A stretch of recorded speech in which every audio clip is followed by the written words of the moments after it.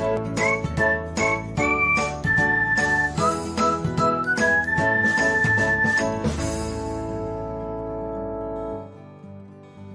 everyone, welcome back to another episode of Technologyglance. In this video, I'm going to guide you through how you can view the history of the plans that you've scanned previously on Snapchat. So, let's get started. Watch till the end and don't forget to subscribe to Technologyglance by hitting the subscribe button and press the bell icon so that you'll never miss another update. Without further ado, let's get started. First of all, open the Snapchat app on your device. Now, tap on the scan icon.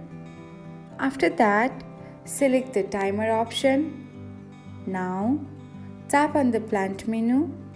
Here, you'll see the history of all the plants that you have previously scanned on Snapchat. Thanks for watching. If you found this guide helpful, we will love it if you hit the thumbs up button below.